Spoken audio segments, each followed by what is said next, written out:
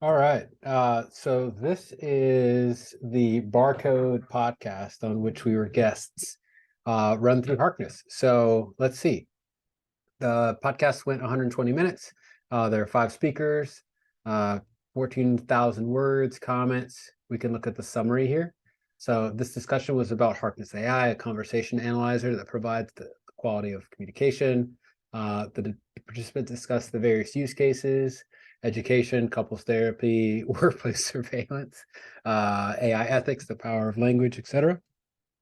You can look at our score here. So we went a little over the allotted time, so scored low on duration, but really high on engagement. Let's have Snoop read this to us. This meeting was highly successful in terms of engagement, with 95.00% of the desired engagement achieved. However, it was slightly too long, as it went 20.2 minutes over the planned 80.2 minutes, with only 5 attendees. This suggests that the discussion was productive and the topics were engaging, resulting in the meeting running over time. So that certainly, goes with how I experienced it. You can come in and look at positive, negative, neutral. So overall, pretty positive. Me as I guess the guest spoke the most, 60%. You got Rohan, Keenan, Mike, and then Chris. Who asked the most questions? Ironically, I asked the most questions. I guess that makes sense given that a lot of those must have been rhetorical. And then you've got Rohan. And there you can look at the comments as well. So there's me, Rohan, Chris, Mike, and then Keenan. And then we just drilled deeper. So let's look at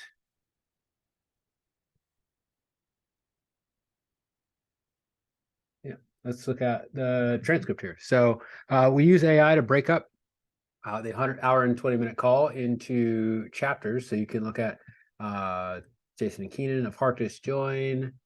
Your company depends on its ability to defend people's data, frankly. So let's dig into that chapter. We get a summary of what happened. So our business depends on our ability to defend people's data, frankly, with our lives. While we're in the lane of cyber, your tool can also be used to enhance security in many aspects, starting to come into our workplace surveillance now. And then, okay, cool. I remember something in that part of the conversation, so I can come down and drill a little bit deeper into the actual, get the verbatim quote. I'm like, oh, yep, this is the quote I want. So I could say send to Chris after this call. Yep. And now I found in seconds the needle in the haystack that would have taken me hours if I had listened back to it. Even at 2x speed, it still would have taken me a really long time. And I can do that for any quote that I want in the call. Here's what we talked about. So executive leadership, artificial intelligence, et cetera, et cetera. Let's look at the different cultures, tall people, more people, other folks, team meetings. Cool, cool. And then we can come in now, look how we interacted with each other as a speaking team. So let's turn on a sentiment. So let's see. Mike, 17% positive. Rohan, 18% positive, 16% negative. Keenan, 28% positive, 11% negative. Me, 18 and 16. Okay.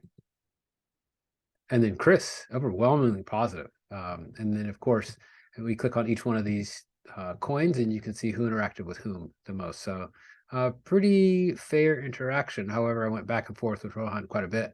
Let's see, we can grab this and quite literally look at the conversation from Mike's perspective. So let's do that. So you can see who he goes back and forth with, everyone. Other interaction data, we can just look at who Mike's interacted with the most. We can look at his language. So here's all his key statements. Most used phrases, so of the, kind of. Interesting. So we're seeing kind of, that's often used by people who are either it's a flexible hedge or it's a conscious hedge. So you say like, oh, I kind of want to do that, or I kind of think we should do that.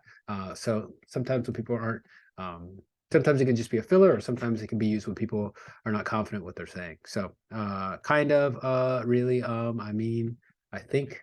Let me pick on myself now. What are all my linguistic ticks? Of the, going to, sort of. Okay, so similar to kind of, sort of is a very similar hedge, and sort of actually we're using it to predict psychological safety on a team. And that's really interesting seeing going to above because people with both informal and formal power will use a term like going to set the temperature, right? So they'll say things teachers say all the time. Today we're going to XYZ. Tonight we're going to XYZ. Facilitators, team leads will say, hey, we're going to do this. We're going to do this. If you say no, we're not, you've just started a fight. So that's interesting to see going to, which is a temperature setting phrase right next to sort of, which is a hedging, a power deferring phrase. Interesting stuff there. Cool. Yeah. So we can see all the interactions, and then let's see.